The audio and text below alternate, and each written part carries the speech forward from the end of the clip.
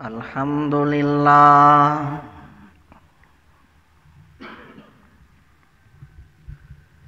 الحمدللہ وحدہ والصلاة والسلام علی من جاء بالبینات الواضحة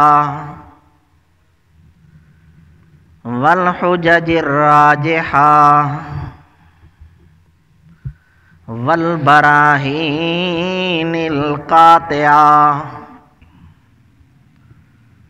اما بعد فاعوذ باللہ من الشیطان الرجیم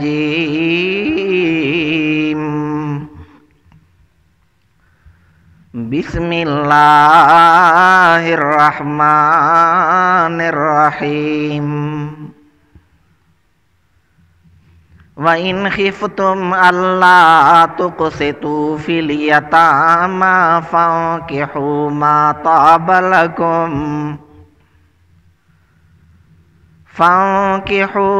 طَابَ لَكُم مِّنَ النِّسَاءِ مَثْنَى وَثُلَاثَ وَرُبَاعَ وعن أبي هريرة رضي الله عنه قال رسول اللہ صلی اللہ علیہ وسلم تنکح المرأة لأربع لمالها ولحسبها ولجمالها ولدينها فاظفر بذات الدين تربت يداك او کما قال صلی اللہ تعالی علیہ وسلم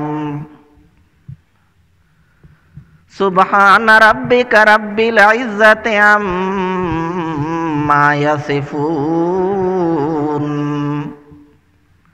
وسلام علی المرسلین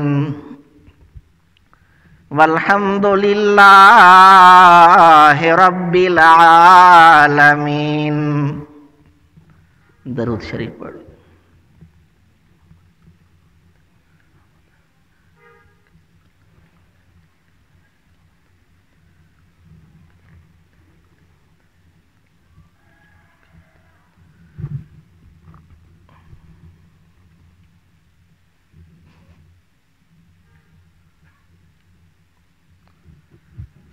قرآن مجید فرقان حمید کی ایک سورت مبارکہ سورۃ النساء کی آیت کا کچھ حصہ اور جناب نبی کریم صلی اللہ علیہ وسلم کی ایک حدیث آپ حضرات کے سامنے تلاوت کی ہے۔ دعا فرمائیں خالق کائنات مجھے ان کا صحیح مفہوم بیان کرنے اور ہم سب کو مل کر عمل کرنے کی توفیق عطا فرمائے۔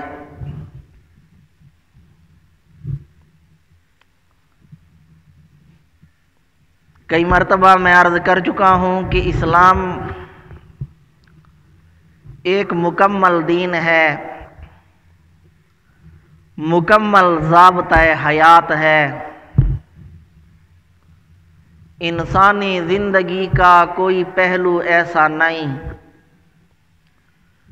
کہ جس کے بارے میں شریعت نے رہنمائی نہیں فرمائی، کوئی پہلو بھی شریعت نے تشنا نہیں چھوڑا، ہر پہلو کے بارے میں شریعت کی رہنمائی موجود ہے۔ زندگی کے تمام معاملات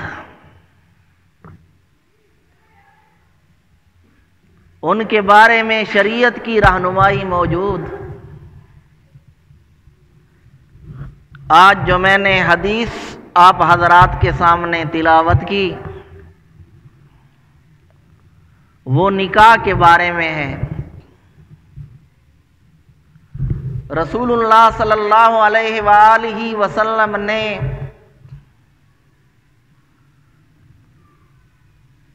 جن وجوہات کی بنا پر نکاح کیا جاتا ہے ان وجوہات کو بیان فرمایا،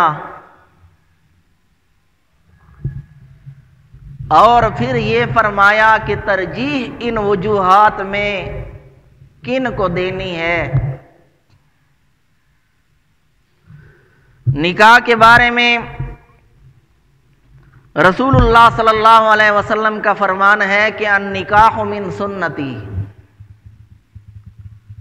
نکاح میری سنت میں سے ہے، میرا طریقہ ہے۔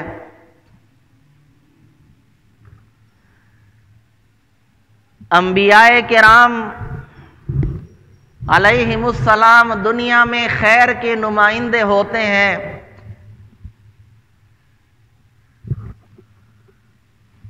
تو انبیاء کرام کا کام ہوتا ہے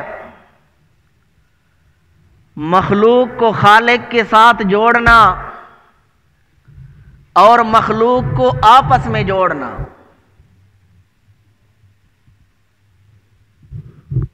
تو جن ذرائع سے مخلوق آپس میں جڑتی ہے ان میں اہم ترین ذریعہ جو ہے وہ نکاح ہے۔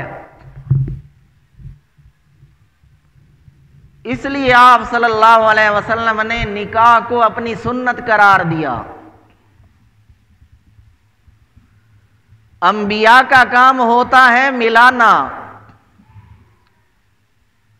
شیاطین کا کام ہوتا ہے جدائی ڈال دینا، ایک دوسرے سے جدا کر دینا، یہ شیاطین کا کام۔ شیطان کے بارے میں قرآن کہتا ہے اِنَّهُ لَكُمْ عَدُوٌّ مُّبِينٌ، وہ تمہارا کھلا دشمن ہے، اس کی تمہارے ساتھ جو دشمنی ہے وہ ذاتی ہے، وہ کسی حالت میں بھی دشمنی چھوڑتا نہیں۔ وہ اگر تمہاری خیرخواہی بھی کرے تو اس میں بھی کوئی نہ کوئی شر چھپی ہوئی ہوگی، وہ تمہارا خیرخواہ ہو ہی نہیں سکتا۔ حضرت معاویہ رضی اللہ عنہ کے بارے میں آتا ہے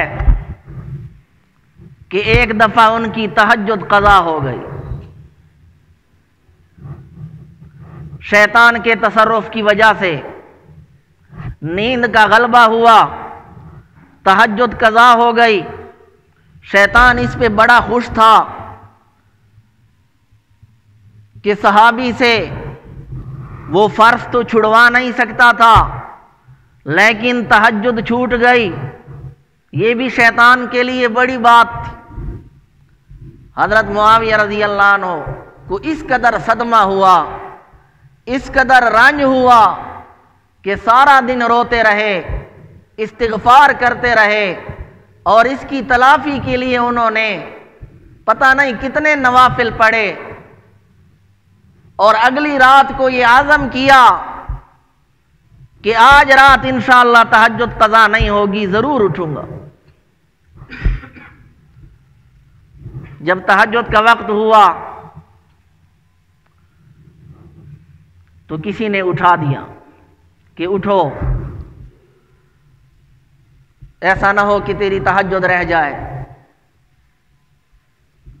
جب حضرت معاویہ رضی اللہ عنہ کی آنکھ کھلی، دیکھا شیطان موجود تھا،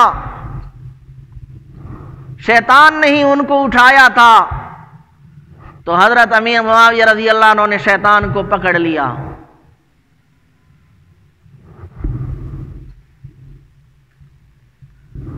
فرمایا تو کون ہے اور تو نے مجھے کیوں اٹھایا؟ شیطان نے کہا تیری خیرخواہی مقصود تھی۔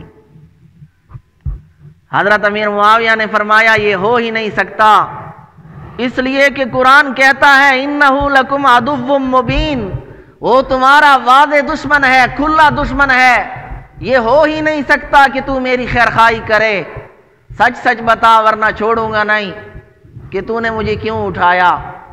تو شیطان کہنے لگا میرے تصرف کی وجہ سے کل تیری تہجد قضا ہو گئی، جس پہ تو روتا رہا، استغفار کرتا رہا، اور تو نے کئی نوافل پڑھے تو تہجد سے زیادہ ثواب تجھے مل گیا، اس لیے میں نے سوچا کہ چلو 4 رکعت تہجد ہی پڑھ لے، اتنا زیادہ ثواب تو نہ ملے۔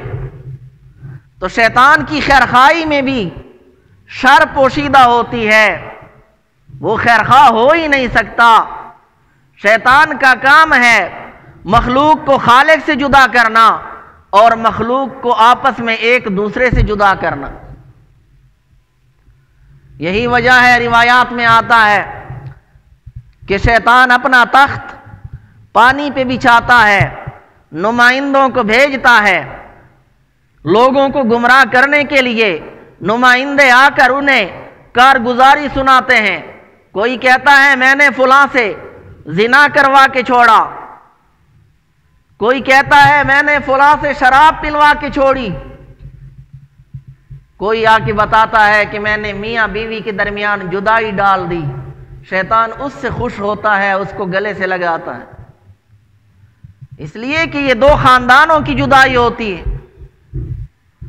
تو نکاح کے ذریعے خاندان آپس میں ملتے ہیں، انبیاء کا کام ہوتا ہے ملانے والا، اس لیے نکاح جو ہے انبیاء کرام کا طریقہ ہے۔ آپ صلی اللہ علیہ وسلم نے اس حدیث میں وہ وجوہات بیان فرمائی کہ کن وجوہات کی بنا پہ نکاح کیا جاتا۔ آپ صلی اللہ علیہ وسلم نے فرمایا تنکح المرأة لأربعین، عورت کے ساتھ 4 وجوہات کی بنا پہ نکاح کیا جاتا ہے۔ لمالہا، اس کے مال و دولت کی وجہ سے، کہ عورت کا تعلق مالدار خاندان کے ساتھ ہے، وہ جب گھر میں آئے گی تو بہت کچھ جہیز میں لے کے آئے گی، اس بنا پہ لوگ نکاح کرتے ہیں۔ لمالہا، حالانکہ یہ بات ذہن میں رہنی چاہیے کہ جہیز کی شریعت میں کوئی حیثیت نہیں۔ آج کل یہ رواج بن چکا ہے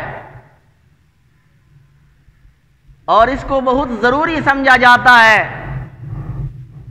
باقاعدہ مطالبات کیے جاتے ہیں۔ اسلام اس کی اجازت نہیں دیتا۔ جہیز سے مراد نکاح کے موقع پر، شادی کے موقع پر جو والدین اپنی بیٹی کو کچھ تحائف وغیرہ دیتے ہیں اسے جہیز کہا جاتا ہے۔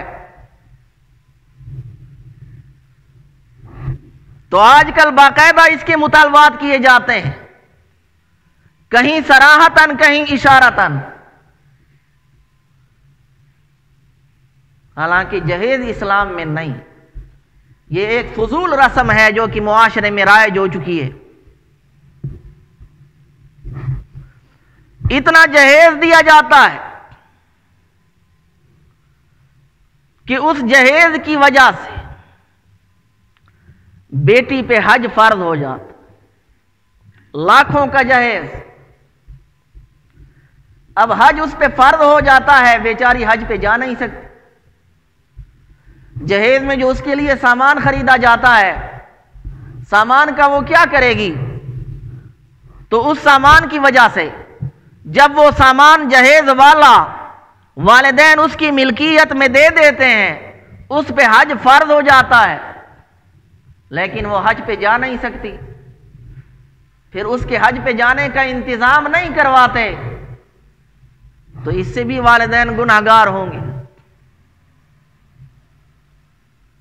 کیونکہ جب وہ مالک بن جائے گی، حج کا موسم آ جائے گا تو اس پہ حج فرض ہو جائے۔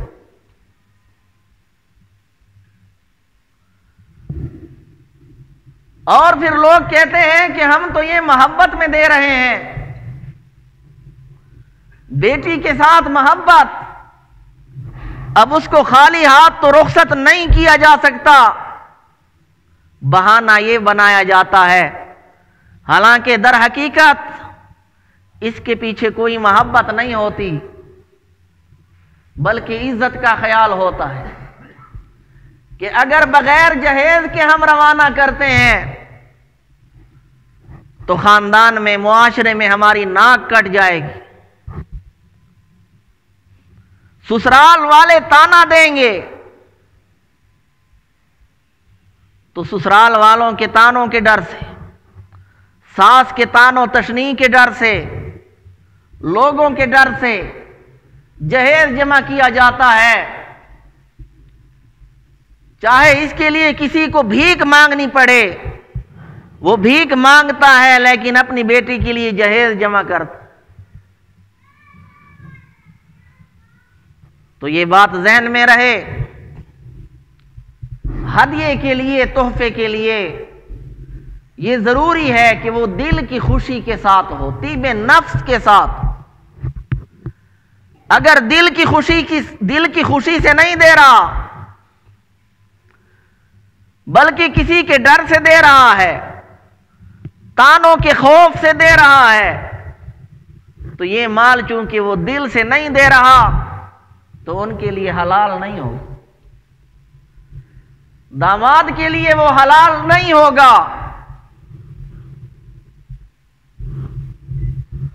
بعض لوگ پھر اس کے لیے ہیلا کرتے ہیں کہ وہ بیٹی کے نام نہیں کرتے بلکہ اپنے نام پہ رکھتے ہیں، تو اس صورت میں بھی یہ بات ذہن میں ہونی چاہیے کہ اگر کسی نے اپنی بیٹی کو اس سامان کا مالک نہیں بنایا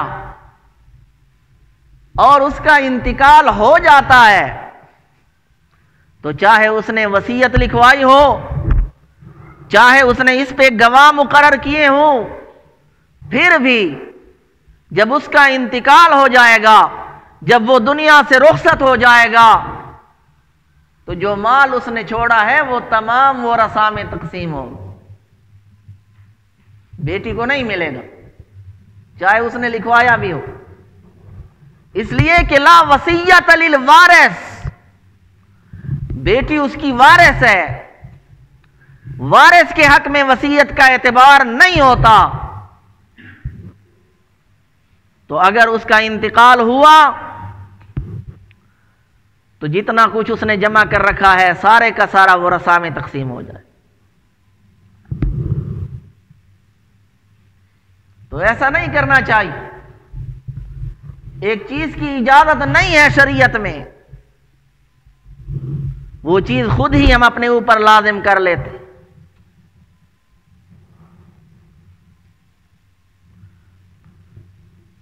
تو کہتے ہیں جی کہ اس کے پیچھے محبت ہوتی ہے، تو محبت تو بیٹی کی ولادت سے لے کر وفات تک ہوتی ہے، بعد میں بھی اس کے ساتھ تعاون کیا جا سکتا ہے، ضروری نہیں کہ شادی کے موقع پر ہی محبت کا جذبہ ابھر آئے۔ اصل میں وجہ وہی ہوتی ہے کہ اگر بغیر جہیز کی چلے گئی تو پھر سسرال والے تانے دیں گے، حالانکہ سسرال والوں کے تانوں سے کوئی بچ نہیں سکتا، دنیا بھر کے خزانے بھی آپ جمع کر کے جہیز میں دے دیں، ساس اور بہو کی لڑائی تو تب بھی ہونی ہے، اس کا تو کوئی حل نہیں، وہاں سے تو پھر بھی تانے ملیں گے، اس کا تو تدارک ہو ہی نہیں سکتا۔ لہذا اس چیز کو نہیں دیکھنا چاہیے کہ خاندان میں، برادری میں، معاشرے میں ہماری ناک کٹ جائے گی۔ بیٹی کا جو خرچہ ہے وہ خاوند کے ذمہ ہے، اس کا نان نفقہ سب کچھ خاوند کے ذمہ ہے، خاوند نے ہی اسے مہیا کر کے دینا۔ ہاں خاوند اگر غریب ہو تو پھر تعاون اس کے ساتھ کیا جا سکتا ہے، لیکن نقدی کی صورت میں ہو تو زیادہ بہتر، بجائے اس کے لیے سامان خریدنے کے اور سامان کے پورے پورے ٹرک خریدنے کے، اگر آپ نقدی کی صورت میں اس کو دے دیتے ہیں، چاہے آپ اس کو 10 لاکھ ہی کیوں نہ دیں، جائز ہے تحفے کے طور پر۔ بعض لوگ میراث میں پھر بیٹیوں کو حصہ نہیں دیتے کہ ہم نے اتنا کچھ چونکہ جہیز میں دیا ہے، میراث سے اس کو محروم رکھتے ہیں، حالانکہ ایسی بات نہیں ہے۔ جتنا کچھ بھی آپ اس کو زندگی میں دے دیں ایک تحفے کی حیثیت رکھتا ہے، ہدیے کی حیثیت رکھتا ہے، میراث سے اس کو محروم نہیں کیا جا سکتا۔ اگر محبت ہے اس کی وجہ تو پھر اس کو جائیداد میں اپنے ساتھ شریک کیوں نہیں کرتے؟ جائیداد میں وہ کوئی حصہ نہیں دیتے، صرف جہیز کے نام پر اس کے لیے چند کرسیاں صوفے وغیرہ خرید کر اس کو ٹرکایا جاتا۔ تو اگر دینا ہی ہے تو نقدی کی صورت میں دے دے، تاکہ اگر اس پہ حج فرض ہو جائے تو وہ حج کے لیے جا سکے خاوند کے ساتھ، اور اگر حج ادا کرنے کے بعد مثلا رقم بچ جاتی ہے تو اس کو تجارت میں بھی لگا سکتے ہیں۔ لیکن جہیز میں اگر کچھ دے دیا جائے پھر اس کی وجہ سے اس کو میراث سے محروم کر دیا جائے، یہ انتہائی غلط بات ہے۔ میراث میں اس کا حصہ بدستور ہوگا، تو جائیداد میں بھی اس کو شریک نہیں کیا جاتا، جہیز کے نام پہ اس کو ٹرکا دیا جاتا ہے۔ تو یہ بات ذہن میں رہے کہ جہیز کی کوئی حیثیت نہیں ہے اسلام۔ تو آپ صلی اللہ علیہ وسلم نے وجوہات بیان فرمائی، فرمایا تنکح المرأۃ لاربع، عورت کے ساتھ نکاح کیا جاتا ہے 4 وجوہات کی بنا پر، لمالہا، مال و دولت کی وجہ سے،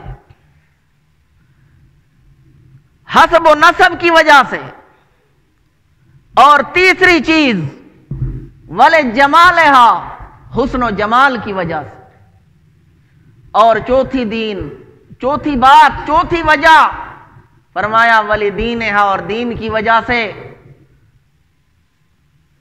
تو کون سی وجہ جو ہے ایسی جس کو ترجیح دینی چاہیے؟ آپ صلی اللہ علیہ وسلم نے فرمایا فاظفر بذات الدین تربت یداک، کہ تو دین کو ترجیح دے، دین والی کے ساتھ کامیابی حاصل کر۔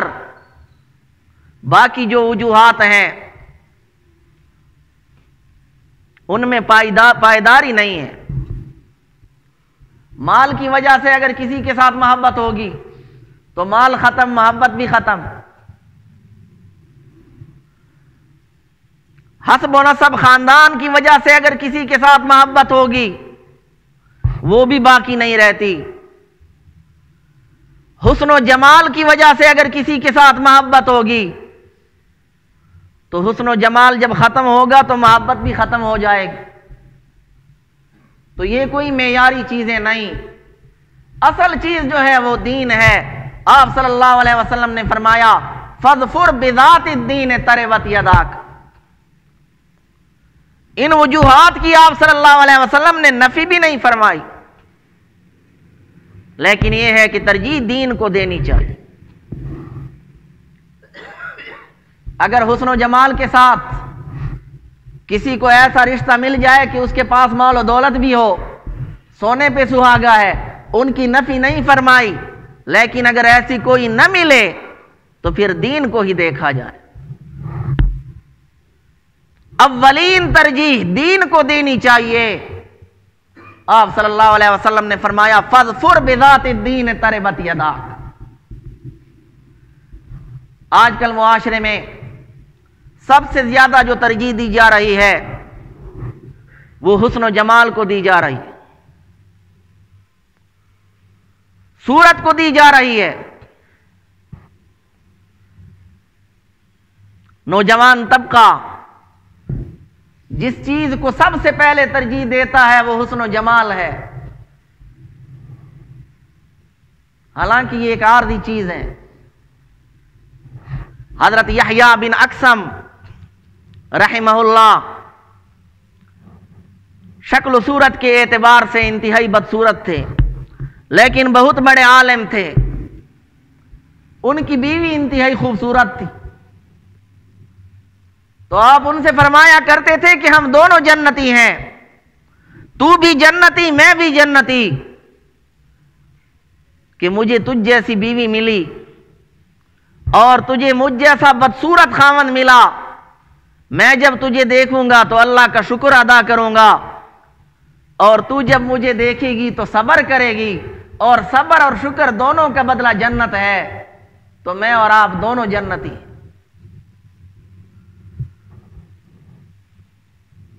تو آج کل نوجوان پوچھتے ہیں جی کہ محبت کی شادی جائز ہے یا نہیں ہے؟ جس چیز کو وہ محبت سمجھتے ہیں اسے قرآن نے بیماری سے تعبیر کی۔ فَيَطْمَعَ الَّذِي فِي قَلْبِهِ مَرَضٌ، رسول اللہ صلی اللہ علیہ وسلم کی ازواج مطہرات کو حکم دیا جا رہا ہے فَلَا تَخْضَعْنَ بِالْقَوْلِ، نامحرم مردوں کے ساتھ نرم لہجے میں بات نہ کرو۔ فَيَطْمَعَ الَّذِي فِي قَلْبِهِ مَرَضٌ، اس سے طمع کرے گا وہ شخص جس کے دل میں بیماری ہے۔ تو آج کل جس کو محبت سمجھا جا رہا ہے، قرآن کا اعلان ہے اس کے بارے میں کہ وہ مرض ہے، بیماری ہے۔ اصل محبت وہ ہوتی ہے جو شادی کے بعد ہو۔ شادی سے پہلے کی جو محبت ہوتی ہے وہ کوئی محبت نہیں۔ آج کل نکاح سے پہلے ہی فون پہ رابطے ہوتے رہتے ہیں، ملاقاتیں ہوتی ہیں، انڈرسٹینڈنگ ہو رہی ہے، اور پھر نکاح سے پہلے وہ سب کچھ کر لیا جاتا ہے کہ جس کے بعد نکاح کی ضرورت ہی پھر محسوس نہیں کی جاتی۔ اس طرح کے کئی واقعات ہو چکے ہیں۔ اور آج کل کے دور میں یہ موبائل فون شیطان کے نمائندے کا کردار ادا کر رہا ہے۔ موبائل پہ رابطے ہوتے رہتے ہیں۔ ایک مرتبہ کسی نے مجھے فون کیا،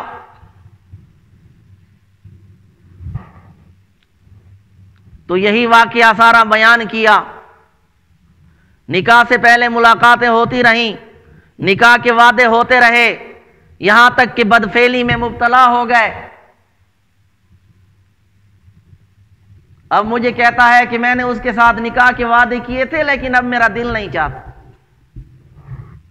تو ظاہر بات ہے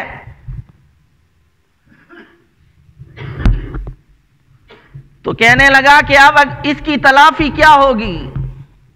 وہ بچنا چاہ رہا تھا نکاح سے۔ میں نے کہا تلافی اب یہی ہے کہ اس کے ساتھ نکاح کر۔ کہتا ہے مجھے یہ شک ہے کہ وہ بدفعلی میں مبتلا ہے، اس کے تعلقات کہیں اور بھی ہیں۔ میں نے کہا صرف شک کی بنا پر تو اسے قبول نہیں کر رہا، اور تو اس کے ساتھ منہ کالا کر چکا ہے، کوئی اور اس کو کیسے قبول کرے گا؟ تلافی کوئی نہیں، تجھے اس کے ساتھ نکاح کرنا پڑے گا۔ اگر وہ بالفرض پاک دامن نہیں تو کون سا پاک دامن ہے؟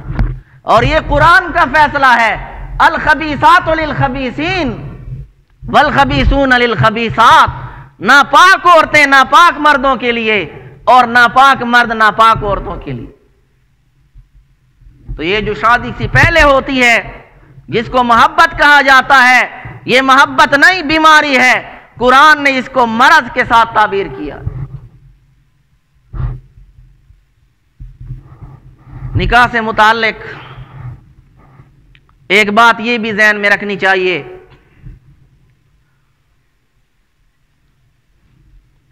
عام طور پر ہوتا یوں ہے کہ نکاح کے موقع پر لڑکی سے اجازت لی جاتی، حالانکہ یہ اجازت پہلے بھی لی جا سکتی ہے۔ تو بہتر یہ ہوتا ہے کہ نکاح سے پہلے ہی یہ سارا کام کر لیا جائے، کیونکہ نکاح کے موقع پر تو یوں ہوتا ہے کہ اکثر رشتہ دار آ جاتے ہیں، خواتین کا ہجوم ہوتا ہے، تو پھر دقت پیش آتی ہے، مشکل پیش آتی ہے، تو یہ کام نکاح سے پہلے کر لینا چاہیے۔ عورت کا ولی اس کا باپ ہوتا ہے، باپ کو چاہیے کہ وہ دو محرم مردوں کو لے کر، محرم مردوں سے مراد یہ ہے کہ جس کے ساتھ اس لڑکی کا نکاح نہیں ہو سکتا، مثلا اس کے سگے بھائی ہیں، ان کو ساتھ لے کر، یا اس کا سگا چچا ہے یا ماموں ہے، یا اس کے بھتیجے ہیں یا بھانجے ہیں، ان کو ساتھ لے کر، 2 آدمیوں کو ساتھ لے کر وہ بیٹی کے پاس جائے اور اس سے کہے کہ میں تیرا نکاح فلاں بن فلاں کے ساتھ اتنے حق مہر کے عوض کر دینا چاہتا ہوں، تجھے قبول ہے؟ تو اس پہ راضی ہے؟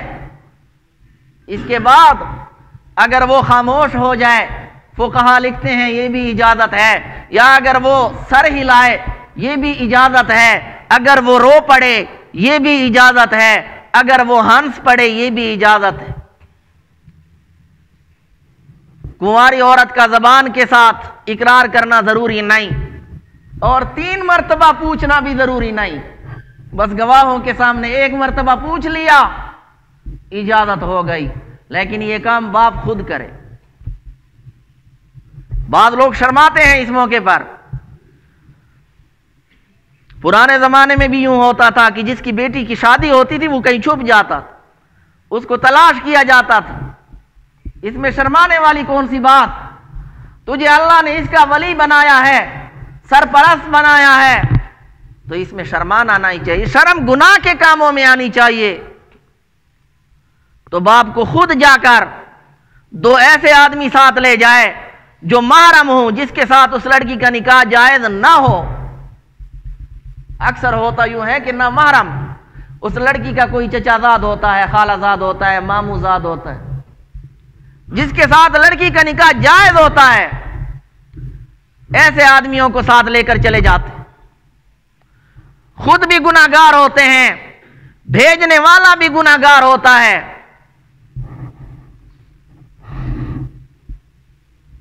اور دیہاتوں میں عجیب قسم کے رواج پائے جاتے ہیں۔ اس موقع پر چونکہ خواتین کا ہجوم ہوتا ہے تو اعلان کر لیا جائے کہ اجازت لینے کے لیے وکیل اور گواہ آ رہے ہیں، خواتین سے کہا جائے کہ تم پردہ کرو، لیکن اس موقع پہ خواتین پردہ نہیں کرتی۔ اور دیہاتوں میں تو یوں ہوتا ہے کہ جب وہ اجازت لینے کے لیے جاتے ہیں تو باقاعدہ خواتین وکیل کو اور گواہوں کو، کوئی اس پہ ٹماٹر پھینکتی ہے، کوئی انڈے پھینکتی ہے، کوئی کیا کرتی ہے۔